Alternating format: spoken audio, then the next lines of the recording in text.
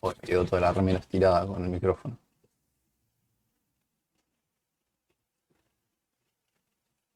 Bueno, andan por ahí, me escuchan.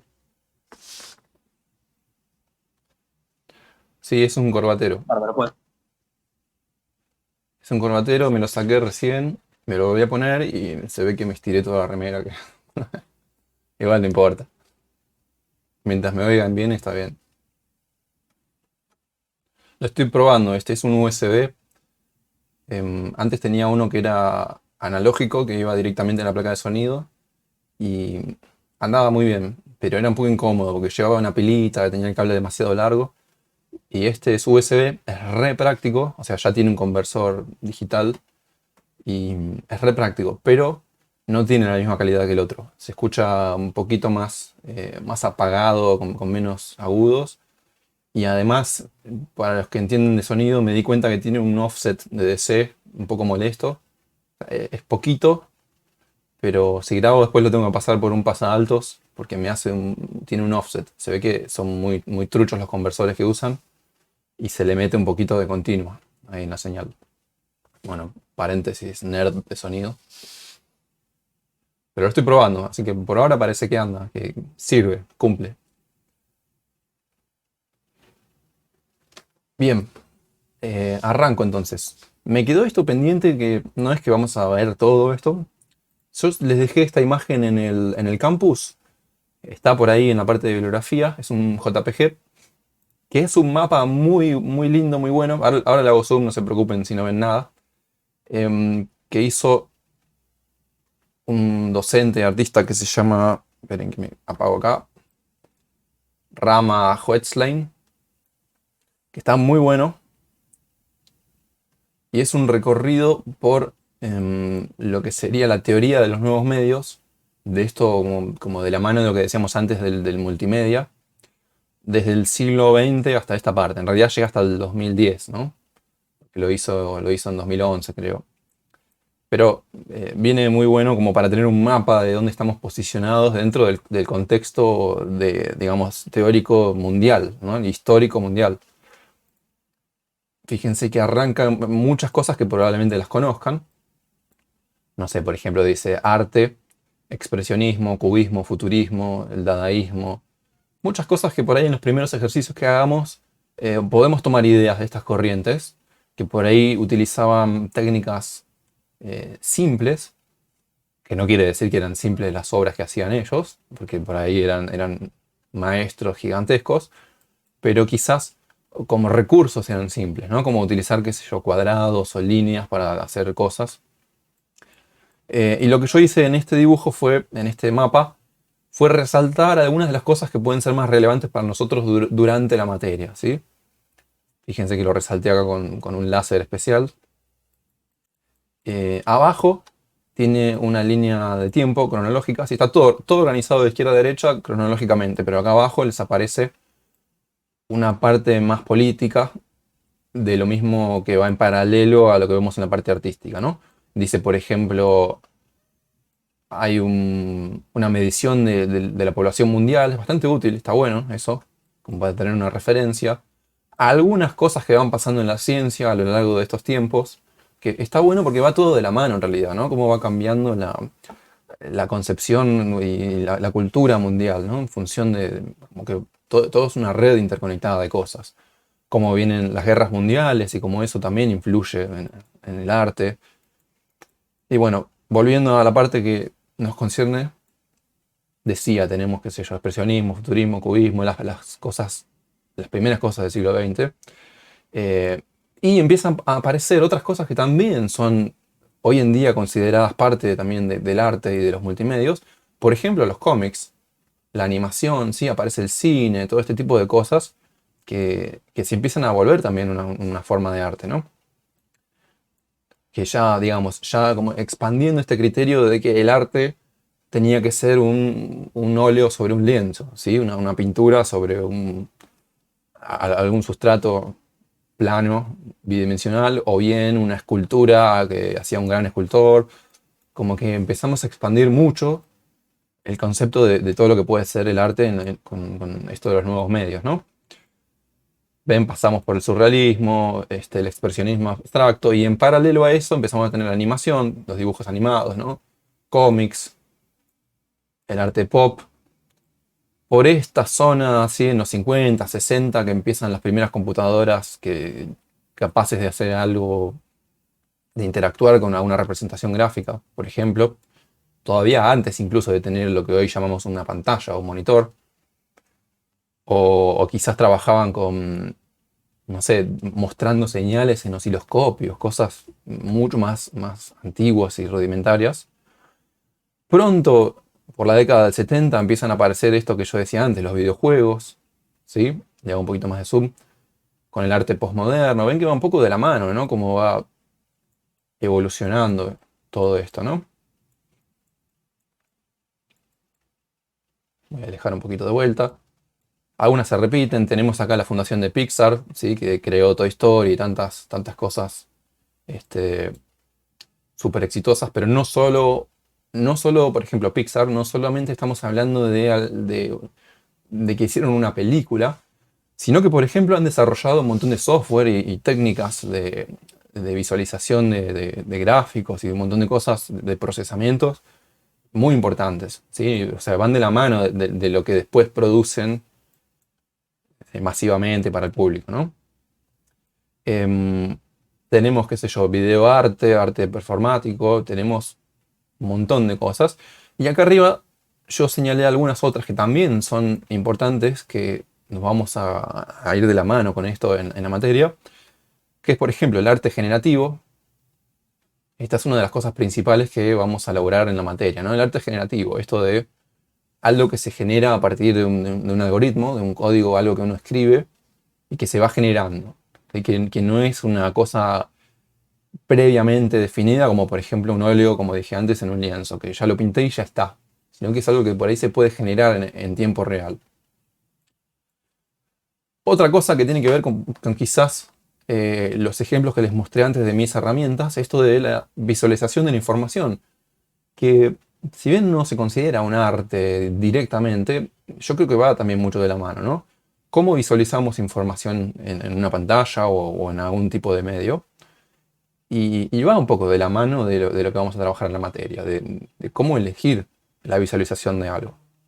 Por ejemplo, yo les mostré esta cuestión del sonido de un bandoneón y bueno, eso forma parte de esto, de lo que es visualización de la información. Y vieron que empieza a ser un poquito hasta, me voy a poner de vuelta, empieza a ser un poquito hasta borrosa la frontera entre lo que es una mera herramienta o un gráfico, como puede ser un grafiquito de barras, y lo que empieza a ser una expresión estética ahí adentro, ¿sí? Hay una elección estética de cómo quiero que eso se vea mejor, cómo quiero que eso se vea más claro o más lindo, ¿sí? O sea, se difuminan un poco estas barreras a veces. Bueno, en fin. Y después, yo de vuelta lo estoy tapando, me voy a esconder acá. Bueno, esta parte de acá al final que dice Visual Effects and Games, ¿sí? Efectos visuales y juegos, que también es fundamental. Fíjense que toda la parte de video games yo la resalté. Hay cosas fundamentales en la historia de los videojuegos. A mí me gusta mucho estudiar toda esta historia y los desarrollos que se van haciendo en función de este tipo de producciones. Por ejemplo, el motor gráfico que generaron para el videojuego Doom, el primer Doom que salió en el 93, 94, no me acuerdo ahora el año. Es una obra de arte el motor que hicieron, porque es increíble cómo funciona. Increíble cómo lograron una representación gráfica de algo que parece tridimensional en un año en el que veníamos de gráficos como los del Super Mario, por ejemplo, ¿sí? Y cómo lograron una cosa inmersiva, rápida, que parecía realmente una experiencia tridimensional. Aunque vamos a ver más adelante que es un poco debatible en el Doom si era realmente tridimensional o no. Pero bueno, el punto es esto de cómo para algunas de estas cosas de pronto van de la mano de desarrollos impresionantes. Sí, acá comenta Julián, creo, juegazo Quake. Bueno, el Quake fue uno de los primeros, no sé si no el primero, o ahí cerca, de los motores en 3D, realmente 3D, que aprovechaban los aceleradores por hardware, ¿sí? Que ya no eran por software. Bueno, en fin, por eso les dejaba este gráfico, está puesto en el campus, lo pueden chusmear. Esta cosa horrible es mi culpa, estos señaladores, estos resaltadores horribles son míos, no los hizo Rama Holstein. Si van a la página de él está el gráfico crudo, sin mis alteraciones. Una cosa importante también para la parte nerd, como yo, es el auge, que dice acá el rise, o sea, como si fuera el auge, de la ciencia popular, ¿sí? Que viene de la mano con todo ¿cómo lo llamaríamos? La divulgación científica, que hubo un boom en la década del 60, del 50 en adelante, ¿no? Sobre todo impulsado y como catapultado por lo que fue la carrera espacial de la primera época, ¿sí? De los primeros viajes al espacio, la llegada a la luna, ¿sí? Ese tipo de cosas. Y bueno, después cosas como, por ejemplo, que acá no figura, pero yo diría la serie Cosmos de Carl Sagan, que es hermosa, y fue un grandísimo divulgador científico Carl Sagan, y hizo una serie que estaba orientada al público general, que fue una de las primeras cosas de ciencia popular, ¿sí? Masiva, y que realmente era hermosa, y que hizo llegar a la ciencia a muchísima gente. Por eso está muy bueno este gráfico, porque muestra cómo va todo de la mano, ¿sí? Está muy interesante. Bien, sigamos entonces. Recuerden que pueden comentarme lo que quieran en vivo. Voy a cerrar el gráfico. Voy a minimizar. Y vamos a ir a hablar de lo que nos compete ahora. Vamos a abrir esto.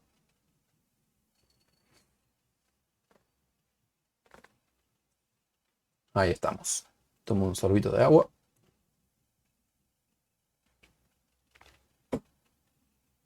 ¿Todo bien? Mientras tanto, ¿me escuchan bien? ¿Ven bien la imagen? Sí, ¿O ya? Cada tanto yo les voy a preguntar si siguen ahí, porque necesito saber que están vivos. Buenísimo. Genial. sí, 10 puntos. Escucha, bárbaro. Genial, genial. Ahora las cosas que vamos a ver, bueno, puede ser que Jitsi achure, arruine un poquito la definición de algunas cosas. Yo le voy haciendo zoom y voy tratando de mostrarles detalle de lo que haga falta. Tampoco es fundamental, ¿no? Ahora vamos a ir viendo. Vamos a hablar de lo que es, en general, ¿no? La teoría del color, desde el punto de vista físico y perceptual. Y eso nos va a llevar a hablar un poco de lo que es la imagen digital, directamente la representación digital de las imágenes. Acá estoy dejando un poquito de lado el sonido, porque si bien el sonido va a ser una parte importantísima de la materia, nos vamos a comunicar principalmente por la parte visual, sobre todo en la primera parte que trabajemos. Va a ser como la forma más práctica de empezar a aprender a programar, y en general es lo que menos fácil se domina, porque a veces con el sonido uno no necesita tanta pericia. Quizás uno puede poner un sonidito, poner play, y eso alcanza para un objetivo que uno tenía para una producción, ¿sí? Por ahí que reproduzca un sonido, y es algo muy sencillo. En cambio, la parte visual es un poco más grande, más compleja de abordar en todo esto. Por eso vamos a hacer un foco primero en la parte visual, y vamos a empezar a trabajar con sonido dentro de las próximas clases, ¿sí? Pero vamos a arrancar por esta parte. Bueno, primera parte de estas dos. Primero voy a correr el texto de... Ahí está, ahí abajo.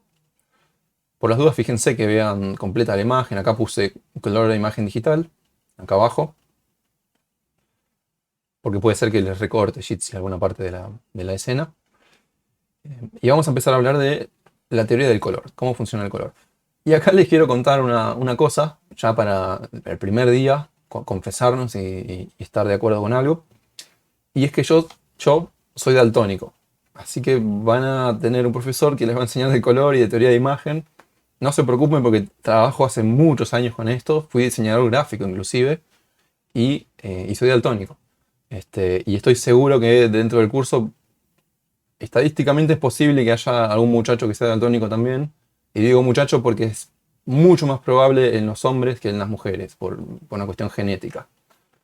Y si no saben lo que es, el daltonismo es una condición genética. Yo no diría una enfermedad, es una condición genética que ahora vamos a hablar cuando veamos un poquito de cómo funciona la visión del color, que hace que uno no pueda distinguir bien ciertos colores. Hay muchos tipos de daltónicos, o sea, no somos todos iguales, no tenemos todos la misma deficiencia. Pero pueden notar que a veces yo les digo un color y yo no estoy seguro qué color es, o les pregunto a ustedes. Así que no piensen que estoy loco, o por lo menos no por eso, si ven algo raro con el tema de los colores. Y desde ya sepan que no es algo que a mí me dé vergüenza ni nada, es algo normal, como que soy petizo, alto, qué sé yo, bueno, soy daltónico. Así que para que lo sepan, y de hecho nos lleva a algo interesante ahora hablar por ese lado, con cómo funciona la vista.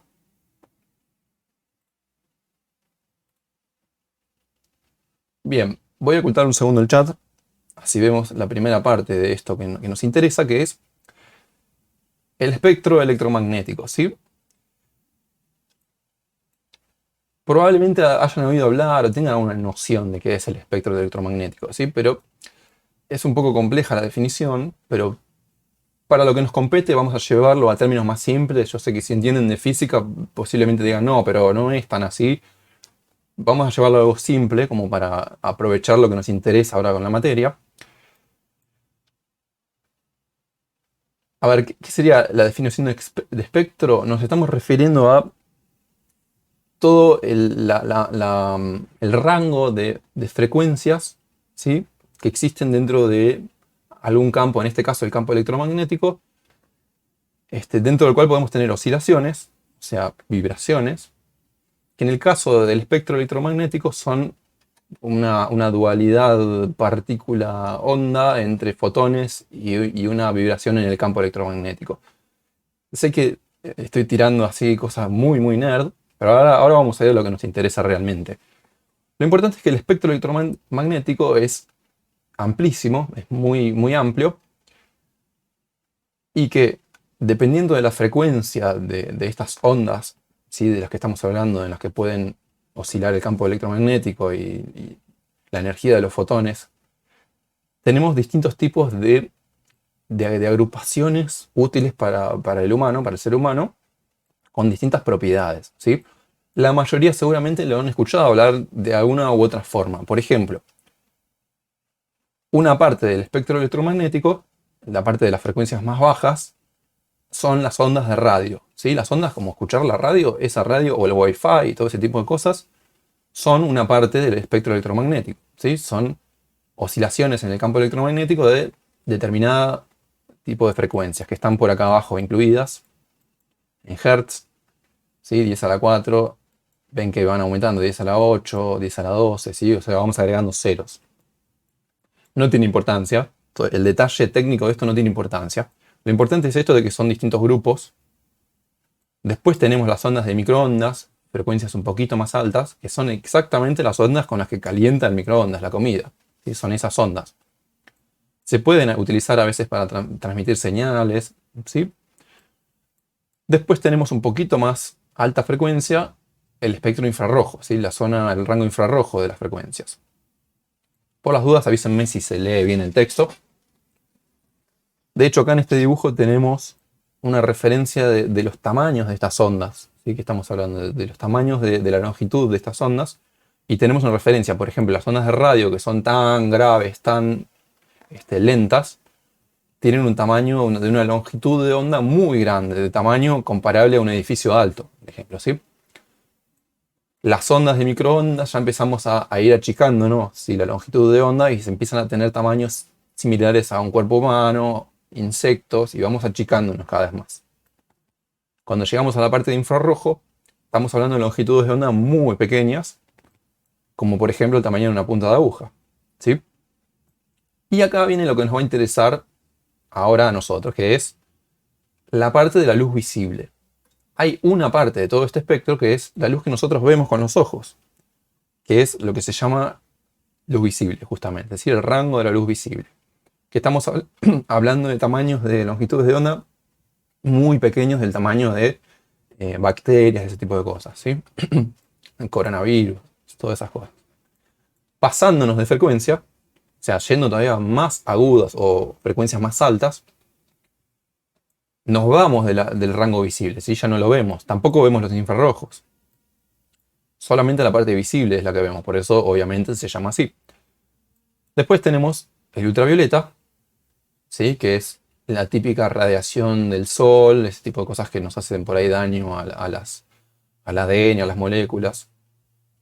Las otras también, pero ya acá empiezan a ser más dañinas. Que ya empezamos a hablar de tamaños como moléculas, o sea, ya ni siquiera del tamaño de una bacteria, mucho más chico. Más arriba tenemos los rayos X, ¿sí? Ah, perdón, la luz visible es la luz visible para los humanos. Otro tipo de animales ven otro rango del espectro electromagnético. Por ejemplo, hay muchos insectos que ven ultravioleta, ¿sí? Animales que pueden ver un poco el infrarrojo, ¿sí? No necesariamente toda la fauna de la Tierra comparte el mismo rango visible. Después tenemos, bueno, decía los rayos X, que son los mismos con los que nos hacen una radiografía. Y por último, la parte de mucha más alta energía y frecuencia, que son los rayos gamma, que son la radiación típica de cuando uno habla de radiación, qué sé yo, la que emite el uranio, cosas así. Bueno, estamos hablando de rayos gamma, que es la más peligrosa además, ¿no? Que además emiten cuerpos estelares, ese tipo de cosas, que emiten ese tipo de radiación más peligrosa. Y estamos hablando del tamaño ya del núcleo de un átomo, o sea, muy pequeñita.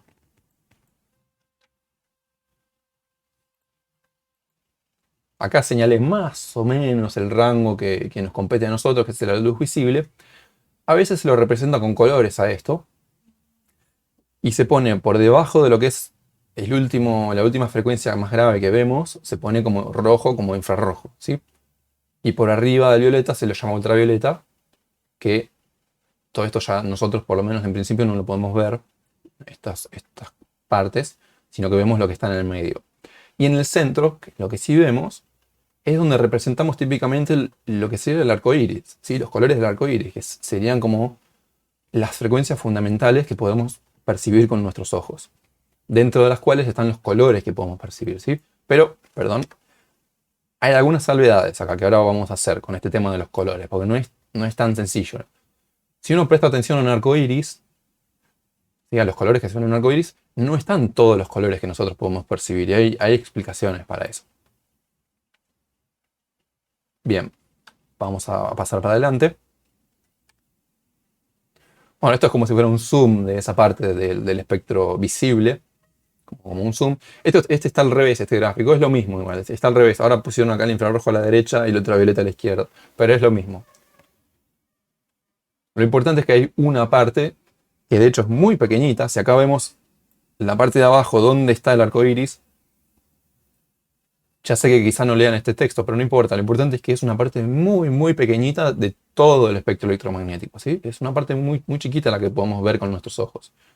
Y la otra deducción o conclusión que podemos hacer es que la luz que nosotros vemos no es distinta en su naturaleza a cómo calienta el microondas con los rayos de microondas, no es distinta a las ondas de radio que están usando para el Wi-Fi o para escuchar la radio. Es exactamente lo mismo, son fotones viajando, ¿sí? Por el espacio y excitando el campo electromagnético. Es lo mismo. La única diferencia es en el rango de frecuencias que nuestros ojos son sensibles de todo ese espectro. Es la única diferencia. Bueno, entonces esto nos lleva a hablar de, bueno, ¿qué es el color? Que yo les dije que hay algunas salvedades, no es tan simple como que el arco iris es todo. Y acá viene lo más importante. En sí, mucho como si estudiara un sonido, como pasa con el sonido. Hay muchas analogías con el sonido acá, ¿no? Y es que el color no es una magnitud física, no es una cosa física que realmente podamos estipular así nomás. El color en realidad es una impresión, ¿sí? Es un fenómeno perceptual que ocurre en nuestro cerebro. Por eso les puse acá. Es la impresión producida por un tono de luz en los órganos visuales. O más exactamente, es una percepción visual que se genera en el cerebro de los humanos y otros animales al interpretar, esto es importantísimo, las señales nerviosas que le envían los fotorreceptores en la retina del ojo y que a su vez, ¿sí?, se interpreta y los ojos interpretan y distinguen las distintas longitudes de onda, ¿sí?, dentro de este campo electromagnético. O sea, nuestros ojos son como receptores de esa parte del espectro y pueden diferenciar algunas de esas distintas longitudes de onda o de esas frecuencias que están dentro de este rango chiquitito que podemos ver.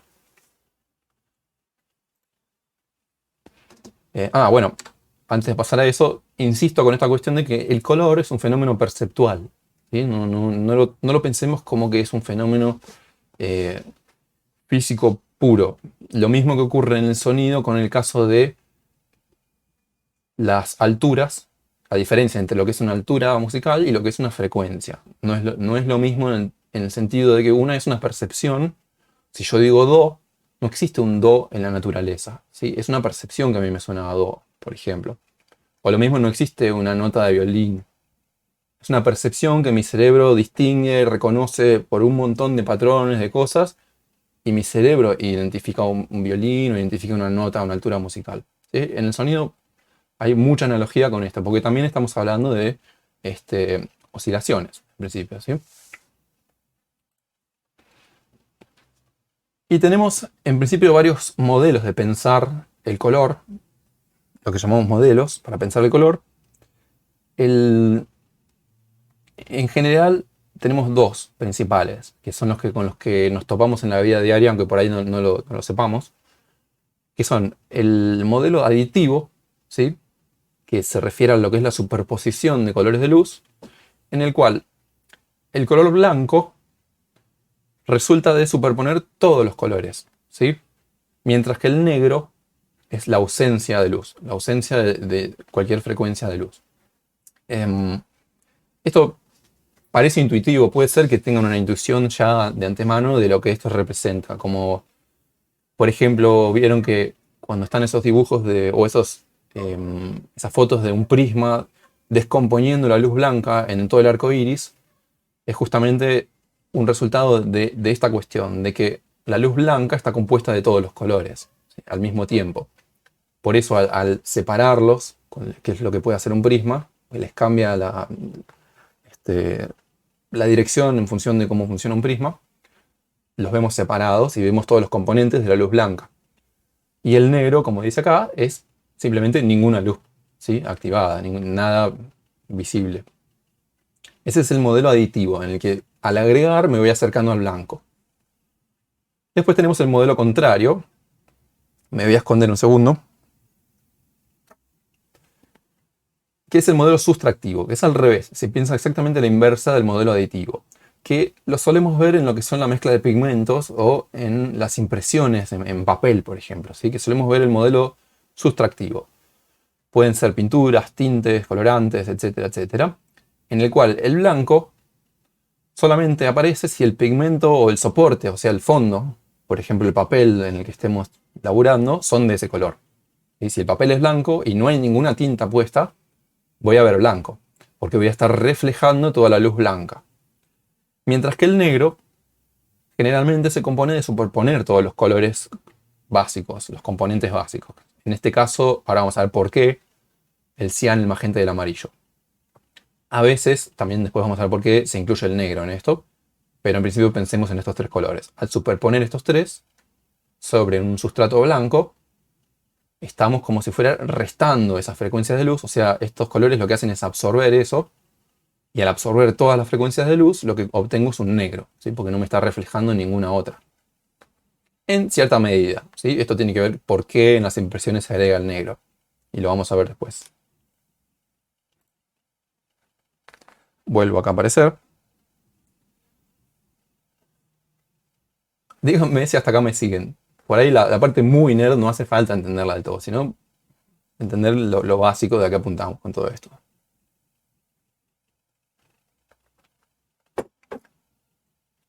Genial, se entiende. A ver, pongo el chat. Ahí está. Si me voy muy nerd, me freno un segundo. No va a ser toda la materia así, ni tampoco esto es fundamentalísimo que lo entiendan a full. Solamente quiero hacer un repaso por algunas cosas fundamentales, como para entender por qué después vamos a trabajar con el modelo RGB u otro modelo, etc. Bueno, este gráfico lo que muestra es, voy a esconder de vuelta el chat, es la zona de sensibilidad de lo que sería el ojo humano.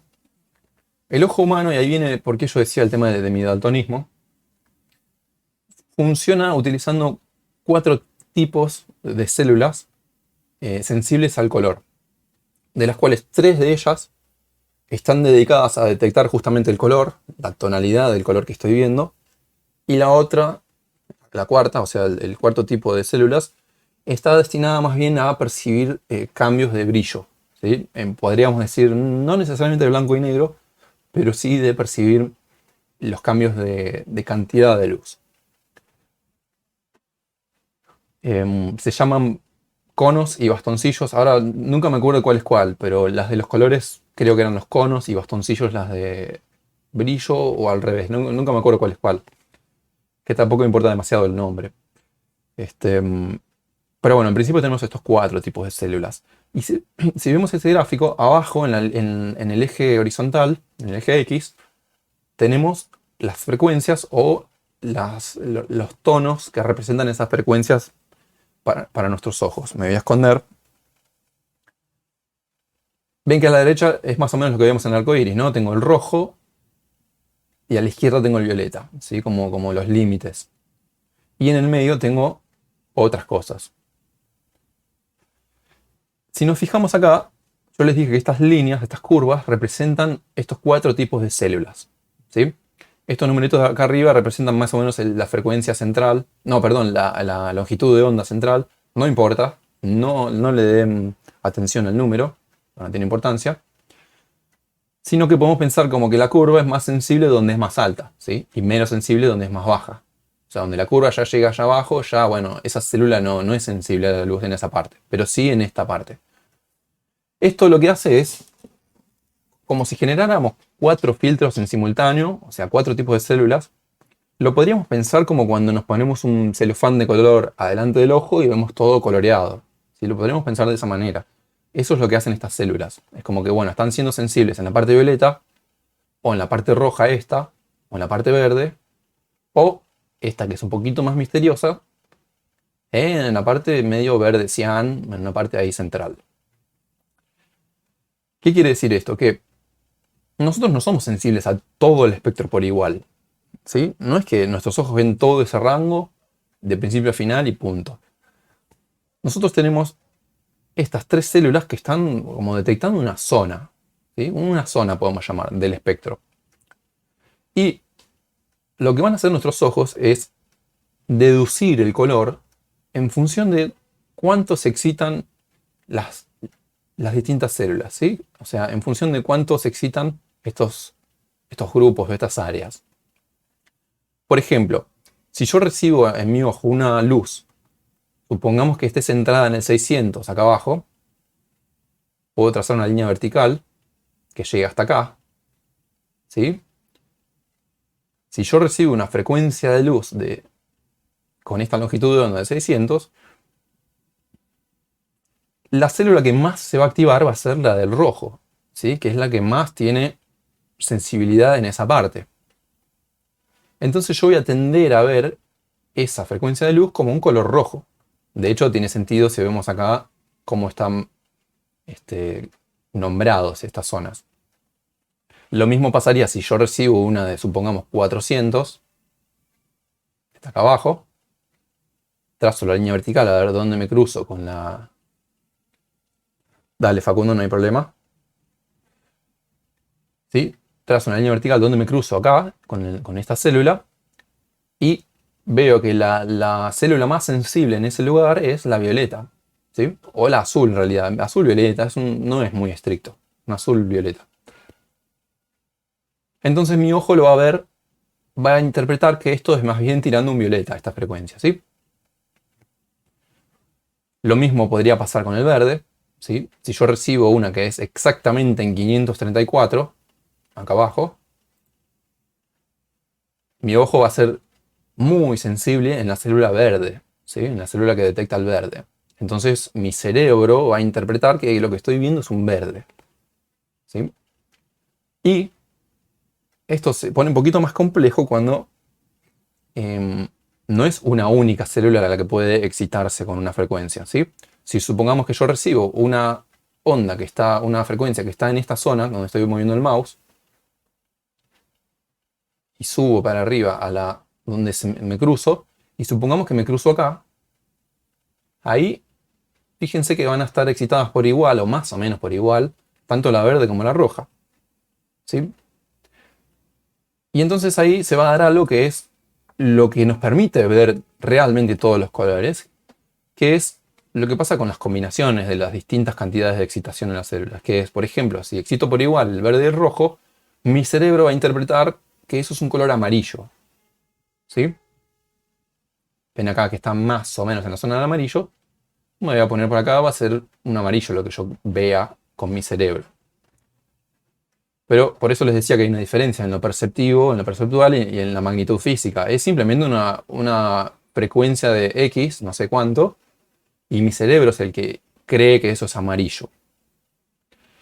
Si yo tuviera, por ejemplo, otra que esté por acá, trazo para arriba, voy a ver que las que están más sensibles ahí van a ser la verde, un poco la azul y también, pero mucho menos, la roja. ¿Sí? Si yo me cruzo por acá, digamos, ¿no? Entonces vamos a notar que en realidad no son compartimientos perfectos estrictos, sino que más o menos son bastante grandes lo que son sensibles estas células. Lo que va a cambiar mi percepción del color va a ser el balance entre las distintas, en lo que perciben las distintas células, ¿sí? Según ese balance, yo voy a interpretar ese color como una cosa u otra. Ahora pasamos a eso. Esperen que me vuelvo para acá. Todo esto que puede parecer un poquito complejo es lo más importante de lo que vamos a ver con los colores.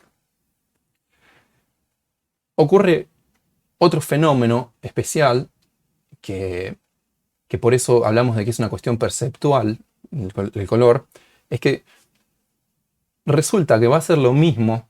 A ver si yo puedo dibujar acá. Pluma. A ver si me deja dibujar. Ahí está. Va a ser lo mismo que yo reciba una señal o una frecuencia que esté acá. ¿Sí? Horrible mi dibujo. A ver cómo lo puedo borrar ahora. Borrador. Va a ser lo mismo que yo ponga esa en el centro, a que reciba de pronto dos. Y reciba dos que estén una acá y una acá.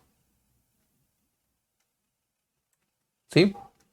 Bueno, por ahí no exactamente lo mismo, pero más o menos lo mismo. Podemos entenderlo de manera conceptual esto. Porque mi cerebro no va a poder distinguir que yo estoy recibiendo una sola, porque lo que va a recibir mi cerebro es lo que las células digan que es el balance que están recibiendo.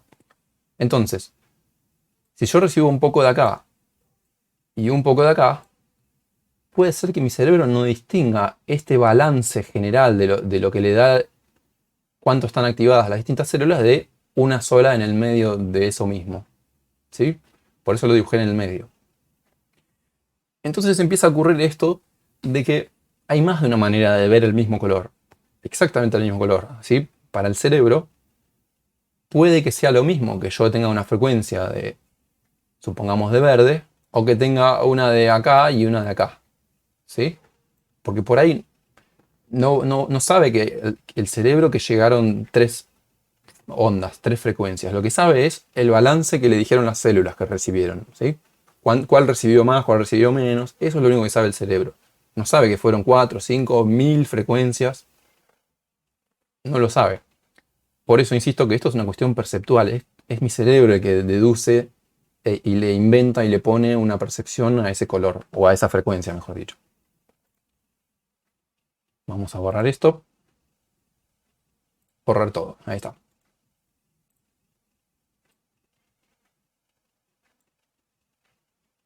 Bien.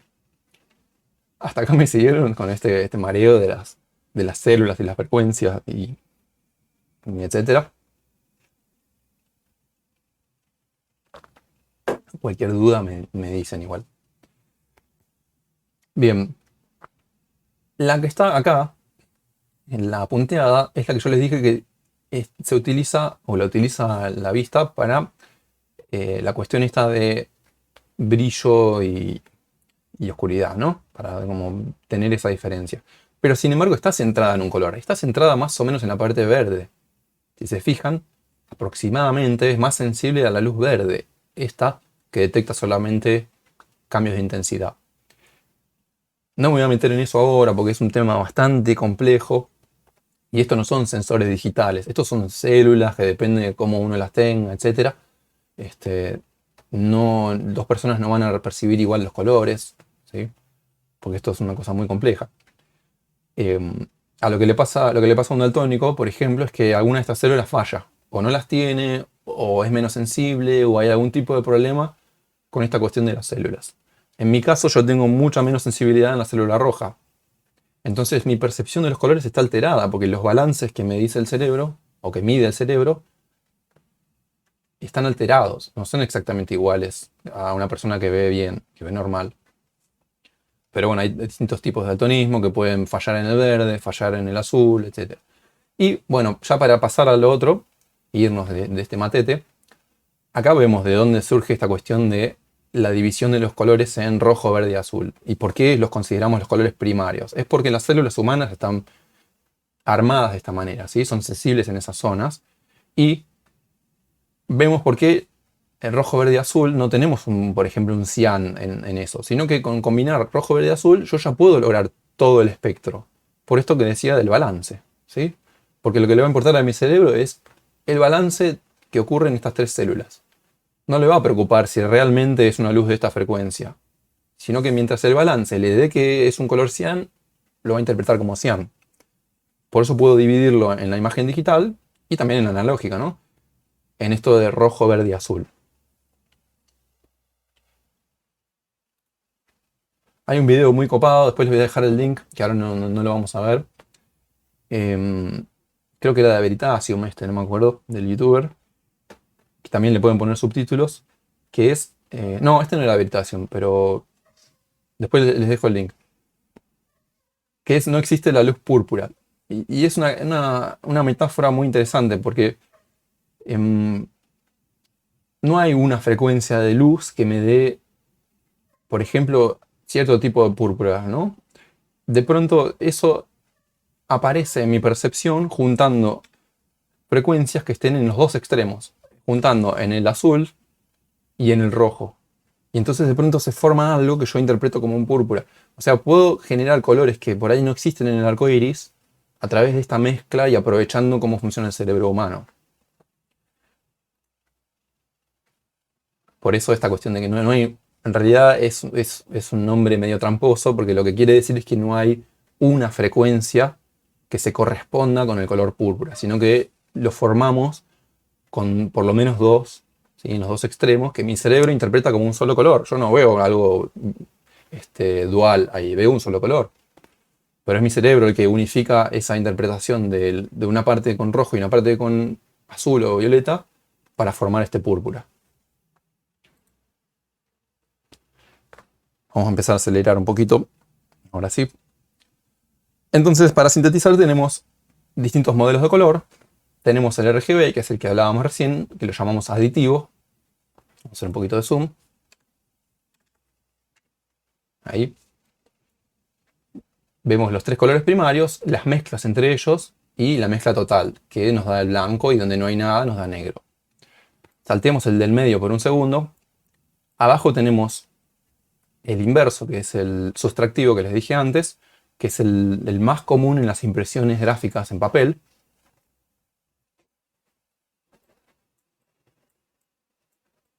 Que es el sustractivo. Ven que es exactamente al revés. Tenemos los colores, los que eran los colores primarios de la luz, los tenemos acá en la mezcla de estos colores, ¿sí? Y cuando mezclamos todos, tenemos el negro. Después tenemos un modelo de color muy utilizado, más que nada en la imagen digital, porque esto no es sencillo en la imagen analógica, que es el modelo que le podríamos llamar perceptual, que es un modelo de color diferente, en el que yo no mezclo tres colores primarios, sino que hago una combinación de estos tres parámetros, llamémoslo, ¿no? El primero siendo el tono, la tonalidad, lo que yo conozco como matiz. color. El segundo es la saturación, es decir, qué tan blanco es ese color. Y el tercero es el brillo, es decir, qué tan negro es ese color. Es un poco confuso, pero después lo vamos a aplicar y vamos a ver que es muy útil. En el cual tenemos esta manera de pensar los colores. Tenemos un círculo cromático, un clásico círculo cromático, o el arco iris, solamente que se envuelve sobre sí mismo, por eso es un círculo.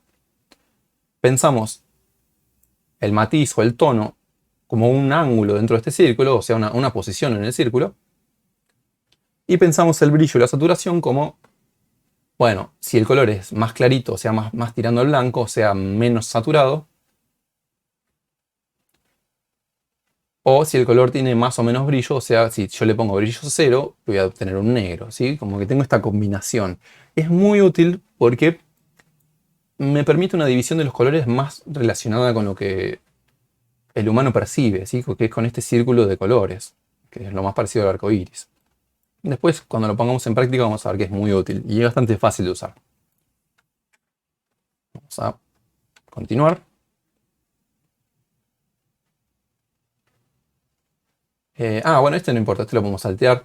Acá lo importante era que esta idea es, que yo no lo dije, pero se llama el modelo del triestímulo, ¿sí? El estímulo triple, que es lo que hablaba de las células, ¿no? Por eso acá este gráfico nos muestra también el modelo del triestímulo, puesto como un gráfico tridimensional de cómo se forman los colores a partir de la mezcla de estos tres colores primarios, ¿no? Acá tengo un ejemplo de un zoom a una foto de una pantalla de LCD, ¿sí? Una pantalla de un monitor, por ejemplo. Que vemos que al hacerle un zoom, posiblemente alguna vez hayan visto algo parecido.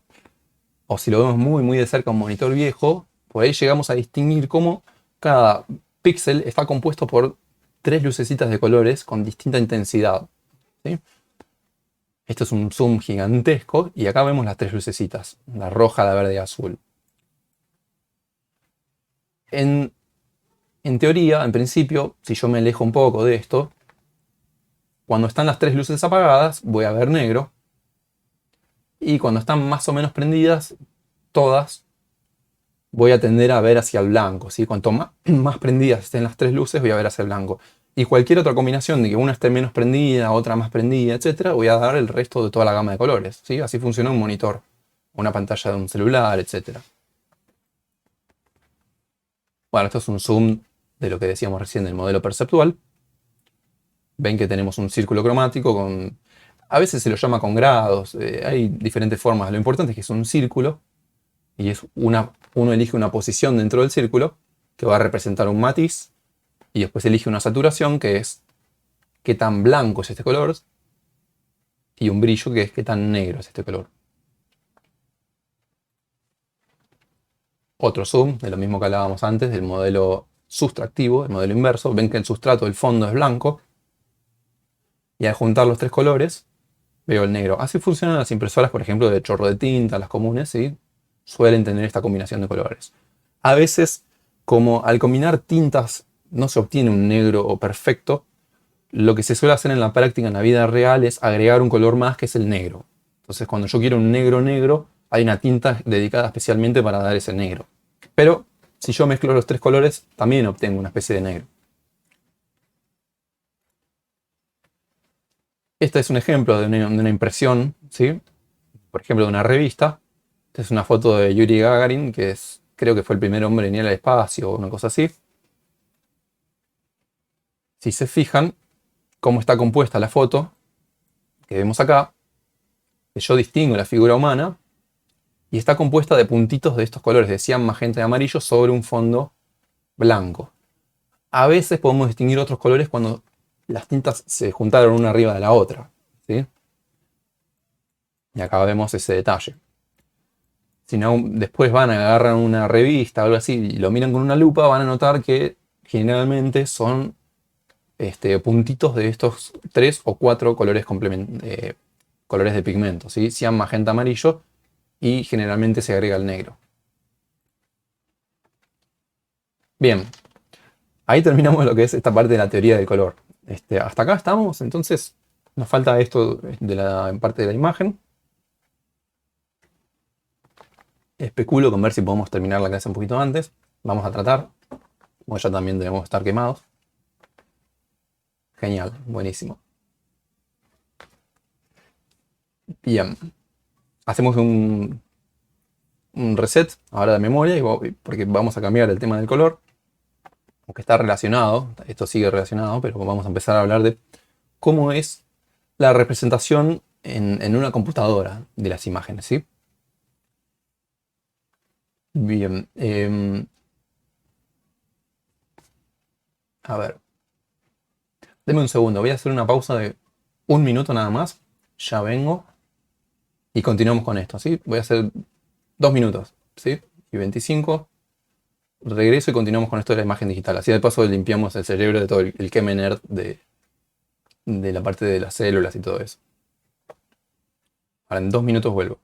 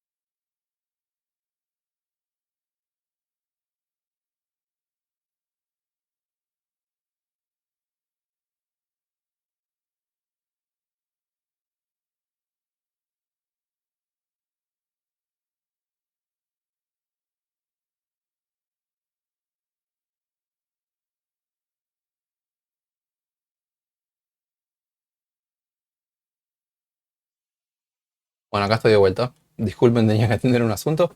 Ya está. Em, Si siguen por ahí, vamos a continuar entonces. Vamos a poner el chat un segundo.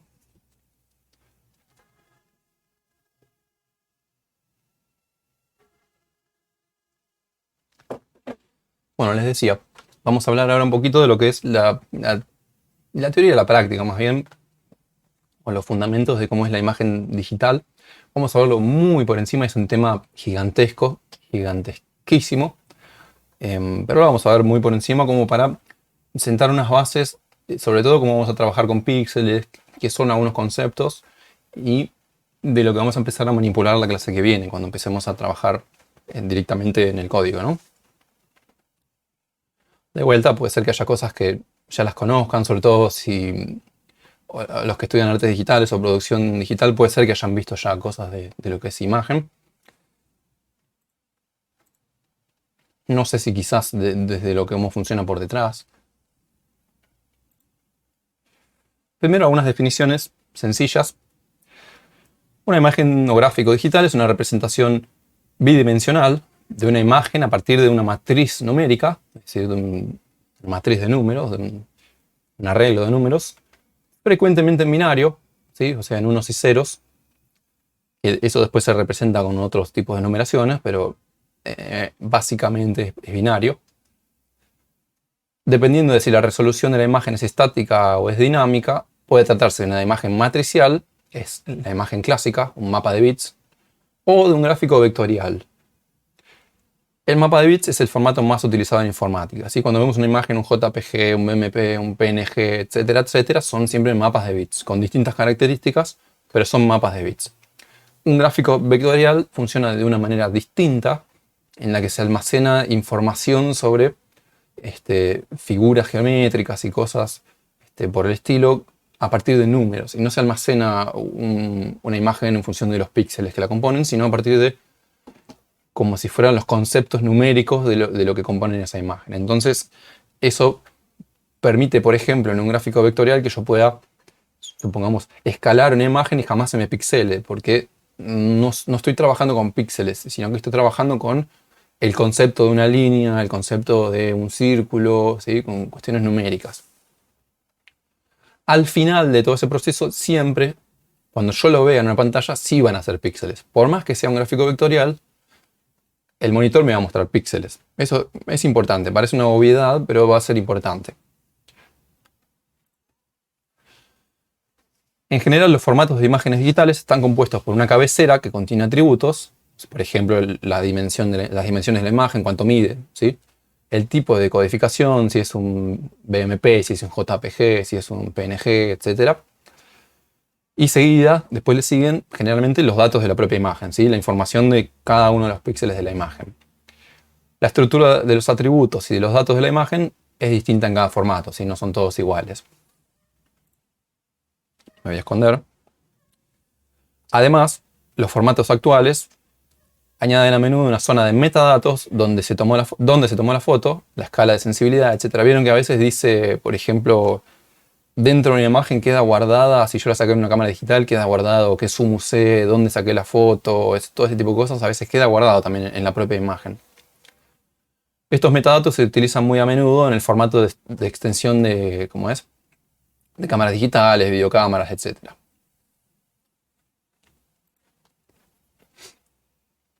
Bueno, pasemos a hablar entonces del que va a ser el protagonista principal de prácticamente todo lo que hagamos nosotros en la parte visual, ¿sí? Que va a ser el píxel.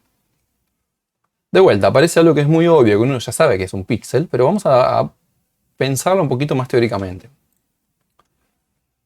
Un píxel es el acrónimo de la frase Picture Element, o sea, elemento de una imagen, que es la menor unidad homogénea en color que forma parte de una imagen. ¿Sí? Homogénea en color porque un píxel solo puede tener un color. Es algo, parece obvio, pero también después va a ser importante todas estas obviedades. Vamos a ver que cuando tengamos que hacer a mano muchas de estas cosas, no nos podemos olvidar de esas obviedades. ¿Sí? Los píxeles se sitúan en una grilla de 2 dimensiones, o sea, ancho y alto, o XY, como lo quieran llamar, y frecuentemente se los representa como cuadrados, a veces rectángulos y rara vez círculos, pero pueden ser círculos también. Un píxel circular puede ser, por ejemplo, en pantallas de LEDs. ¿Vieron esas pantallas gigantes de los recitales, de los conciertos, que por ahí usan LEDs directamente? No son un LCD, sino que son LEDs y son circulares, ¿sí? O sea, hay muchas formas de representar un píxel. Generalmente en un monitor de computadora o un celular suelen ser cuadradas o ligeramente rectangulares.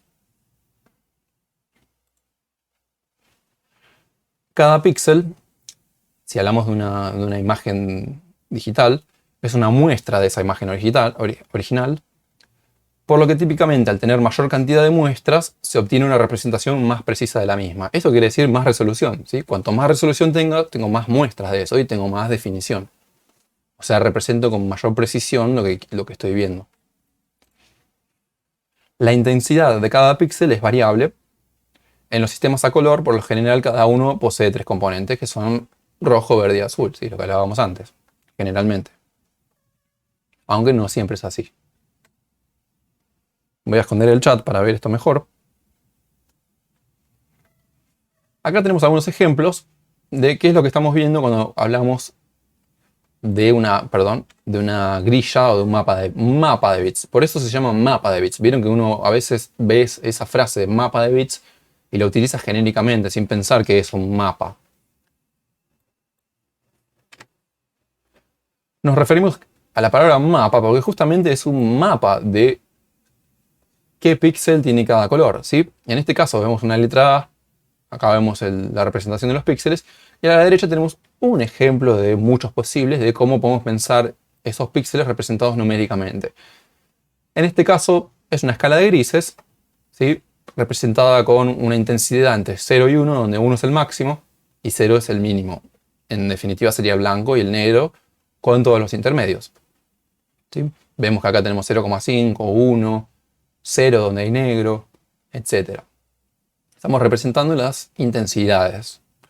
Por ahora nada de color acá.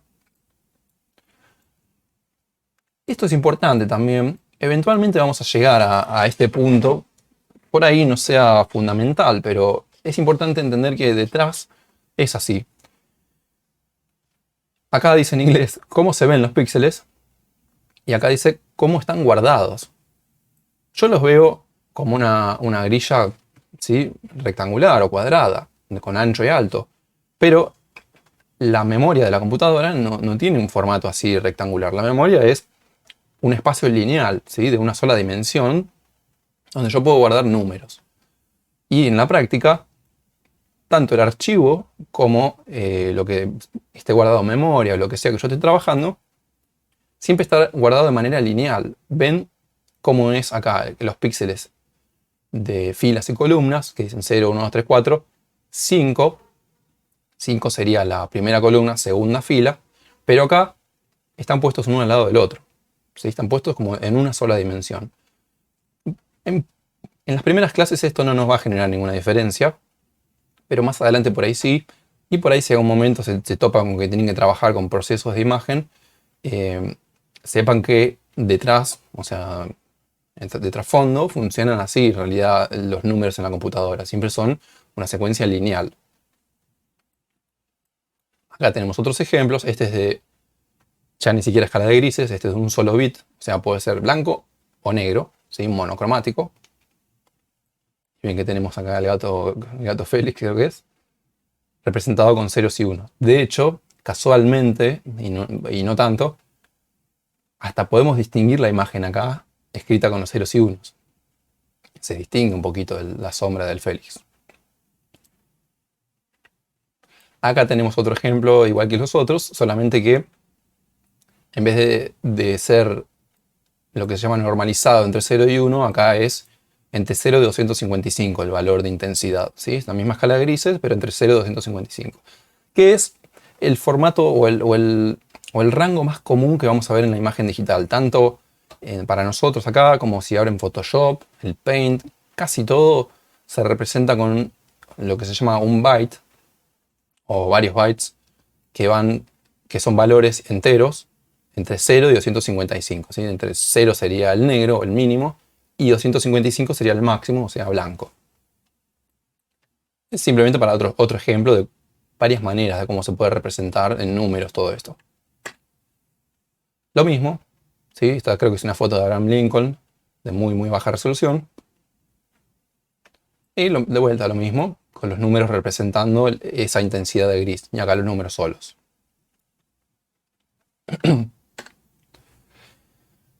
Esto nos lleva a otra cosa que estábamos viendo recién pero no la charlamos, que es lo que se llama profundidad de color, que es completamente análogo a lo que pasa en el sonido con la profundidad de bits de un archivo de sonido, ¿sí? O de un stream de sonido. La profundidad de color, o bits por píxel, es un concepto de la computación gráfica que se refiere a la cantidad de bits de información necesarios para representar un color de un píxel en una imagen digital. Debido a la naturaleza del sistema binario de numeración, una profundidad de bits de n implica que cada píxel de la imagen puede tener 2 a la n posibles valores y por lo tanto representar 2 a la n colores distintos. Y acá tenemos unos ejemplos de algunas profundidades de color diferentes. Vamos a ocultarme acá. ¿sí? Y tenemos una explicación un poquito más teórica de algo que es bastante intuitivo, que es monocromático, con un solo bit, solamente tengo dos opciones, o blanco o negro. Ya si uso 2 bits, tengo 4 posibilidades, ¿sí? Tengo blanco, 2 grises intermedios y un negro. Ya si uso 4 bits, empiezo a tener más detalles, ¿sí? Ven que tengo acá muchos más pasos intermedios. 8 bits, ya tengo 256 posibilidades y vemos que prácticamente no noto diferencia del degradé. Y ya 10 bits para arriba empieza a ser todo como mucho más detalle del que yo puedo llegar a distinguir con mi ojo humano, ¿sí? Prácticamente no veo más diferencia más arriba de esto. Pero bueno, a veces puede ser necesario por algunos tipos de procesos trabajar con mayor profundidad de bits. En general, para la materia nos vamos a manejar siempre con colores de 8 bits, es decir, de 0 a 255, ¿sí? Que serían 256 posibilidades. Pero acá estamos hablando solamente de un solo canal, es decir, de escala de grises. Esto después cuando trabajemos en color, que va a ser rojo, verde y azul, vamos a tener 8 bits por cada uno de esos canales, ¿sí? Que es el formato más común de imagen digital, ¿sí? Cuando ven un JPG, etcétera, por lo general tiene esta profundidad de color, que son muchos colores. O sea, 8 bits por colores, en total son 24 bits, o sea, 8 por 3. Si hacemos la cuenta 2 a la 24, es mucho. Son muchísimas posibilidades. Después tenemos otro ejemplo de también se utiliza mucho en imagen digital. Me voy a correr un poquito ahí. Que es el formato de 32 bits. Vieron que recién les dije 24 bits para rojo, verde y azul. Y muchos formatos de imagen, sobre todo los que utilizan transparencias, el PNG es uno de ellos, agrega un cuarto canal que le llamamos alfa, que se refiere a la opacidad o la transparencia de ese píxel, ¿sí? Vieron que por ejemplo, los formatos como el PNG permiten tener una imagen semitransparente, ¿sí?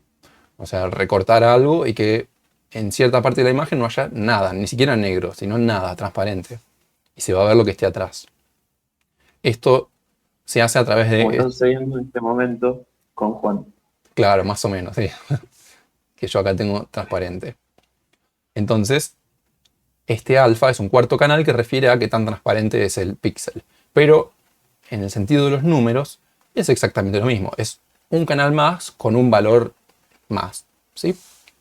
Por eso solemos tener muchas imágenes de 32 bits que agrupan estos cuatro. Acá tenemos otro ejemplo de lo que vimos antes en blanco y negro, solo que acá a color, ¿sí? Vamos a darle un poquito de zoom. Con un bit, pero un bit por canal, ¿sí? Tenemos estas posibilidades de colores, ¿sí? Es como si fuera todo o nada en cada uno de los 3 colores primarios, ¿sí? Tenemos, eso nos da como resultado estas 8 posibilidades y ninguna otra. Ya si sumamos 2 bits por canal, vemos que aumenta muchísimo la cantidad de combinaciones posibles, ¿sí? Tenemos muchas más posibilidades. 64 posibilidades en total. Solamente con duplicar, pasar de 1 bit a 2 bits. Y así sucesivamente, ¿sí? Cuando vamos aumentando, aumenta mucho más la cantidad de colores posibles. Ya con 3 bits por canal, tenemos toda esta cantidad de posibilidades. Son un montón ya, ¿sí? Mucha de la computación antigua funcionaba a estas bajas profundidades de bits. En algún momento se trabajaba con 16 colores, antes con 4 colores, ¿sí? De a poco fuimos como evolucionando en la computación y hoy en día tenemos millones de colores que puede manejar una computadora y mostrar un monitor. Este es otro ejemplo de una imagen. Aparte me sirve para mostrar cómo no necesariamente monocromático quiere decir blanco y negro. Fíjense que acá tenemos otro ejemplo de esta cuestión de cambiar la profundidad. Probablemente no distingan ninguna diferencia entre los dos primeros, ahí en la transmisión de Jitsi sobre todo. Capaz que distinguen un poquito más de diferencia con el de 4 bits. Pero el de 1 bit es monocromático. Lo que pasa es que en vez de ser blanco y negro es blanco y verde, por ejemplo, ¿sí? Entonces, nada, tengamos en cuenta que la palabra monocromático no siempre es negro y blanco. Simplemente es un bit. A eso se refiere, a que puede ser todo o nada de algo, ¿sí? En definitiva, para la computadora estos son números. Soy yo el que interpreta que hay una flor, que es verde el fondo, etc. ¿Sí? Para la computadora estos son números nada más.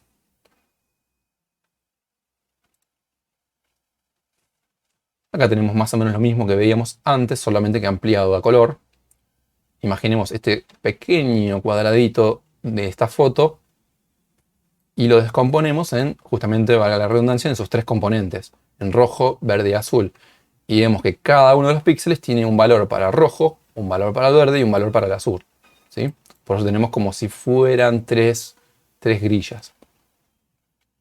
Después, como les dije antes, en la computadora no necesariamente están almacenados así como en una cuadrícula los números.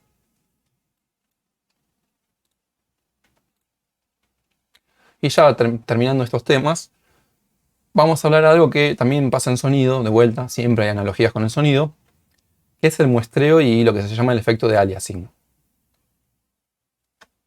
Supongamos que yo tengo que representar un círculo, ¿sí? Como este que está acá, pero tengo una cantidad limitada de píxeles para representarlo, que es lo que pasa siempre. Lo que pasa es que a veces tengo mucha cantidad, pero siempre es limitada, nunca es infinita cantidad, ¿sí? Entonces siempre voy a estar limitado por alguna X cantidad de píxeles con las que yo puedo representar algo. Y empieza a pasar un problema que es que, ¿cómo represento yo con un píxel algo donde originalmente había medio píxel tapado y medio píxel destapado, por ejemplo, para esta figura? No puedo hacer medio píxel. Siempre tiene que ser de a un píxel, ¿sí? Por eso es una unidad indivisible y homogénea en color, que es lo que dije en la primera definición. Entonces no me queda otra que elegir. Por ahí no lo hago yo a mano, pero lo hace la computadora por mí y elige. Dice, bueno, a ver, si acá hay más blanco que negro, bueno, le pongo blanco. Si hay más negro que blanco, le pongo negro. Y me produce un resultado como este que vemos acá. Que, dependiendo de la situación, yo acá podría saber que es un círculo, o si empiezo a bajar mucho la resolución, por ahí empiezo a ver un rombo ahí. Ese es el efecto de lo que se llama aliasing, que es un alias. Aparece alguien que no es lo que yo tenía originalmente, ¿sí? Aparece un alias. En este caso, es esta figura que, si yo nunca vi el círculo este, yo no estoy seguro que esto hubiera sido un círculo originalmente, ¿sí? Yo veo un conjunto de píxeles que no estoy seguro que era. Podría ser un círculo como podría no haber sido un círculo. Por ahí era un rombo medio deforme. Yo perdí esa información, no lo puedo saber. Una técnica muy común que se utiliza en la imagen digital es el suavizado, o depende del contexto se lo puede llamar anti-alias, que es esto de, bueno, a ver, si yo tenía más blanco que negro, pero había un poquito de negro, entonces le pongo un gris clarito, ¿sí? Que es lo que me está haciendo en esta imagen, esta cuarta imagen de acá. Y acá, si yo le pongo un poco de voluntad, ya ahí parece un poquito más un círculo. Y si se fijan, tengo la misma resolución, la misma mala resolución que en este, pero al utilizar esta técnica de anti-alias, y por ahí ya me parece más un círculo esto que antes, ¿sí? Me lo alejo un poquito. Sí, se parece un poquito más a un círculo. Pasa lo mismo en esta de acá abajo. Si yo tengo originalmente este círculo y lo tengo que pasar a esta muy baja resolución, esto es horrible, esto ya no es un círculo. Pero, utilizando un anti-aliasing, más o menos, ¿sí? Si le pongo un poco de voluntad, puedo pensar que esto representa un círculo. Lo mismo pasa con líneas. ¿Qué pasa si yo quiero hacer una línea diagonal y no tengo suficiente píxeles para que sea perfecta diagonal? Empiezo a ver escalones. ¿Y cómo sé yo que esto es una línea diagonal o realmente eran escalones? No tengo manera de saberlo. Entonces, por ejemplo, en este caso puedo aplicarle distintos niveles o intensidades de anti-aliasing, ¿sí? Y, como dicho en criollo, borronear esos escalones. Ven que acá es un intermedio, están un poquito más borrosos los escalones, y acá están mucho más borrosos. La resolución es la misma. Este de acá no tiene más resolución que los otros, es la misma. Nada más que estoy aplicando una técnica de anti-aliasing y completando con grises intermedios las partes en las que no estaba muy definido de qué color tendría que haber sido el píxel. Esto es el efecto clásico cuando uno dice que algo se ve pixelado, ¿sí? Porque estoy perdiendo resolución respecto del original o lo que esperaba. Esta es la última diapo ya. Y acá tengo un ejemplo un poco más bonito de cómo se ve un anti-aliasing por ejemplo, en gráficos 3D, que es muy típico usarlo. En los videojuegos es una opción en casi cualquier motor moderno utilizar anti-aliasing justamente para esto. Ven que si yo no aplico nada, veo entre comillas lo que llamamos pixelado, ¿sí? Vemos toda esta parte del contorno, ¿sí?, del objeto, vemos todos los escaloncitos pixelados. Si yo le aplico una técnica de anti-aliasing, puedo obtener algo como esto, que no es perfecto. Lo veo un poquito borroso, pero me da una sensación de que son curvas más fluidas que estas, ¿sí? Como que no tienen ese escalonado tan agresivo. Bueno, el anti-aliasing es algo que vamos a tener y vamos a poder a veces necesitar quitar o querer usar, dependiendo del contexto. Porque si yo quiero hacer algo que tenga una estética, por ejemplo, estilo 8 bits, estilo retro, por ahí no quiero el anti-alias. Por ahí quiero que me muestre los píxeles grandes, gordos y feos, así, cuadrados. Y por ahí quiero eso, ¿sí? Entonces, es algo que yo voy a tener que manipular. Bueno, bien, hasta acá entonces con lo que era el contenido de la primera clase. Me interesaba hacer este recorrido, bien que no es nada muy complicado, la mayoría de las cosas probablemente ya las hayan conocido de antes. Era una cuestión de nivelar y sentar una base igual sobre la que la clase que viene empecemos a trabajar. Lo último que les quiero mostrar para terminar la clase es un flash, así un paso muy rápido por el editor de P5, cosa que tengan una idea a qué se van a enfrentar cuando lo miren. La página es así, editor.p5js.org, se los dejé el link en todas partes. Si ustedes no están logueados, no se crearon una cuenta, van a ver siempre la pantalla blanca. A mí me gusta más trabajar con el modo oscuro, me parece más cómodo para verlo. Me voy a loguear porque yo tengo cuenta. Pongo acá arriba login, voy a hacer un poquito de zoom. Ahí Iñaki les dejó el link. De hecho voy a activar el chat. Ven, me logueo. Y me trae a mi usuario del editor ¿sí? De P5. Esto es una página web, ¿sí? Esto es un editor web. Acá, como yo les decía antes, estoy trabajando online.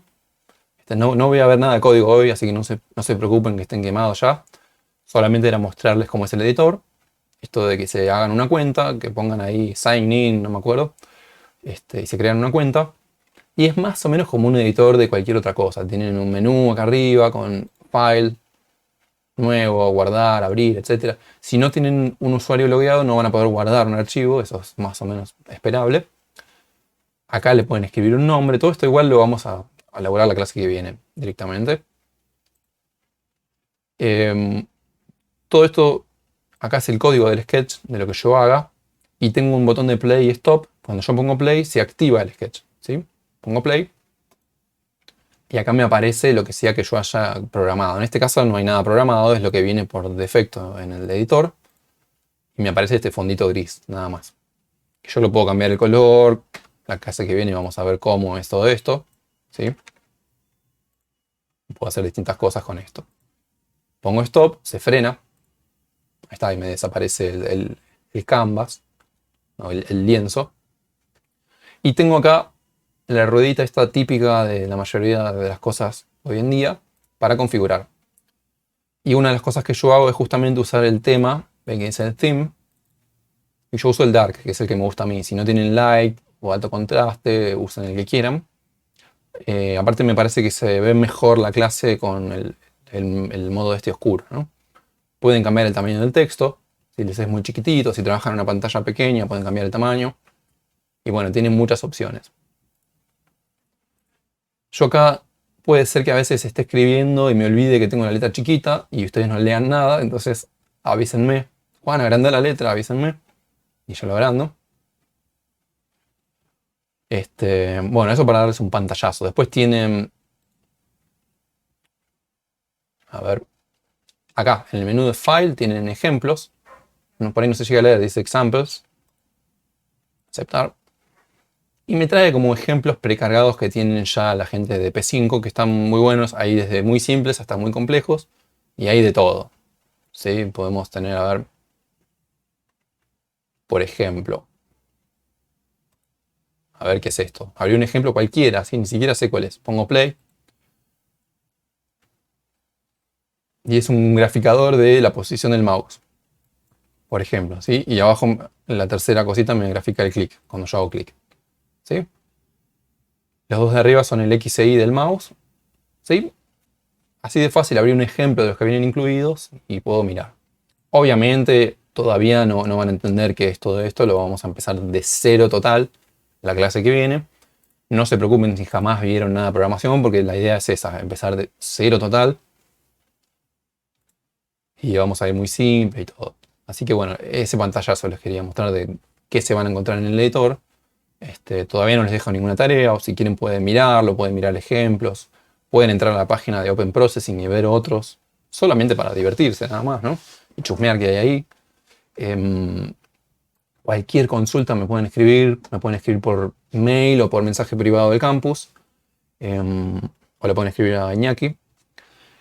Pero sí, para la clase que viene tengan hecho el usuario, porque ahí ya la clase que viene directamente nos mandamos a escribir código y empezar a aprender de cero como, ¿qué es todo esto? ¿Sí? Julián ahí dice un dibujo que dice, mira, ¿ves? Esto es lo bueno, vos ahí me mandaste eso. Julián escribió un ejemplo en el chat. Yo puedo copiar el link de él.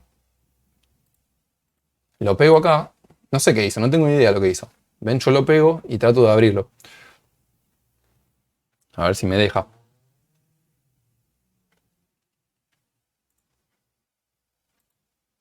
Bueno, ahora no me está dejando abrir tu link, no sé por qué. ¿Lo guardaste por las dudas? ¿Le pusiste a guardar el...? A mí me deja, Juan, ¿eh? Ah, usted deja, bueno, por ahí es mi compu, que no sé qué se quedó pensando, esperando algo. Ahora voy de nuevo.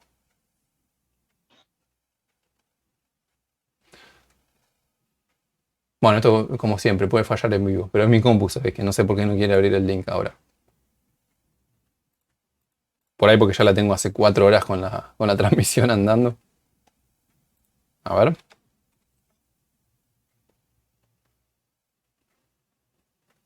Ah, ahora te abre. Está bien. Bueno, no sé por qué no la abre, pero la idea es esta de que... Ah, mira, ahí pusiste el de presentar, por ahí anda mejor el de presentar. A ver. Ahí está. Este es el ejemplo que nos compartió Julián ahí en el chat. Después, claro, acá que viene vamos a charlar de todas esas opciones de compartir y todo eso que están bárbaras. Él me mandó, fíjense qué fácil, mandó un link en el chat, yo lo pegué acá y listo, ya veo lo que él hizo, en el momento, ¿sí? En el instante. ¿Sí? Esto es lo que él dibujó recién, ahí probando. Y tenemos varias opciones, yo puedo verlo, o también puedo editarlo si quiero, que es el otro link que no me cargaba recién. O sea, tengo muchas opciones para esto. Y, insisto, lo fácil que va a ser laburar así, que es súper útil esto de manejarnos con links. Yo lo que hago en vivo acá para ustedes, les comparto el link y ustedes van viendo en vivo lo que vamos haciendo con el link, ¿sí? O ustedes me mandan como hizo Julián recién. Él probó algo en el momento y... Sí, el ratón cubista. Me hace acordar al obrero y parásito de los Simpsons, ¿no? A la caricatura soviética esa de los Simpsons. Bueno, listo. Dije que hoy sí iba a ser un poco extensa la clase porque teníamos mucho para presentar y preparar. Vamos a tratar de las clases próximas no sean tan largas y que bueno, las hagamos más dinámicas. Ustedes desmuten el micrófono, vamos a tratar de hacer ejercicios un poco entre todos. Es decir, yo voy guiando y vamos teniendo una idea y ustedes me pueden ir diciendo, pintarlo de verde, ponerle rojo, hacer cosas. Y está bueno eso, así podemos ir probando en vivo, ¿no? Probando y teniendo ideas en vivo. Pican y alumbran y pican, exactamente. Eso. Bueno, listo entonces. Les libero. Por ahora, si está todo bien, nos vemos la clase que viene a esta misma hora, en este mismo canal, en el mismo link de Jitsi. Si tuvieran algún problema, después me lo reportan y vemos. A ver, pero por ahora parece que funcionó bien con Jitsi. Si va bien, listo, nos quedamos acá. Para mí, está bien. Funko joya, dice Martín. Perfecto. Listo, a ver, lo pongo a La Iñaki. verdad que es mucho mejor esto que Zoom. Perdón que me Sí. mandé así a hablar. Sí, por favor. no te corta los 40 minutos, más si vamos a hacer sesiones de 3 horas, como la de Claro, hoy, sí, está mucho mejor. Así que, genial. Sí, yo voy a tratar de que hagamos clases de 2 horas y media, pero bueno, no siempre lo puedo cumplir, porque por ahí si hay muchas consultas y todo, pueden ser 3 horas. Así que vamos a tratar de que no sean tan quemadoras. La de hoy había mucha data, mucho que nerd y todo eso. Ya después las próximas van a ser más dinámicas cuando laburemos. Nicolás dice, no conocía Jitsi, pero está piola así. Sí. Sí, anda bien. Hola. Hola, sí. Mira, Sí, sí. una consulta, profe. ¿Siempre van a arrancar a las 3 las clases? Por ahora sí, salvo que veamos que nos convenga otra cosa, no sé, por ahora sí. Tampoco hay muchas opciones, Ah, porque yo diría o a las 3 o a las 2. Porque si no, no nos va a dar el tiempo, no podemos empezar a las 5 la clase, ¿no? Por ahora sí, salvo que ustedes mismos me digan algo de que, mirá, no nos sirve, nos conviene más arrancar antes. Yo no tengo drama en que lo revisemos. Puede ser un problema ponernos todos de acuerdo. Por mi parte no habría drama. Este, arranco a las 15 porque aparte así tenemos un rato más para almorzar y eso, ¿no? También. Leandro dice, si puede ser a las 15 sería un gol. Victoria también. Perfecto. Jitsi es open source, de hecho es código abierto y gratuito, vieron, no, nadie tiene que pagar, ni siquiera crear una cuenta. Para mí es importante que se conecten con el nombre y apellido, porque vieron que Jitsi si no, no te pregunta nada. Así sabemos quién está en el chat y eso, ¿no? O quién habla. Pero bueno, listo, entonces nos vemos, salvo que alguien quiera comentar, decir algo más, nos veríamos a las 15 el viernes que viene, igual que hoy. Y arrancamos directo con el código. Obviamente cualquier cosa me escriben, me dicen. buenísimo. Bueno, mucha data, ahora jugar con el P5. Sí, bueno, abrazo virtual, como dice Nicolás. Buen fin de, buena semana. Espero que hayan empezado bien la cursada de este cuatrimestre para todas las materias. Vamos a tener otro cuatrimestre virtual. Gracias, profe. Hasta luego. Hasta luego, chao, chao. muchas gracias, profe. Nos vemos, buen fin de para todos. Buen fin de. Saludos. Buen fin de.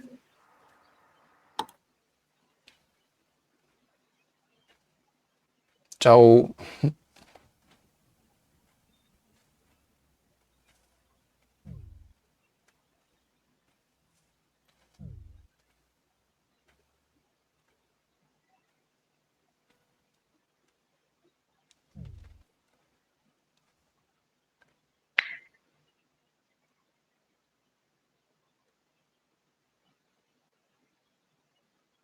Bueno, voy cortando esto entonces. Ahí está. Gracias, Juan. Bárbaro.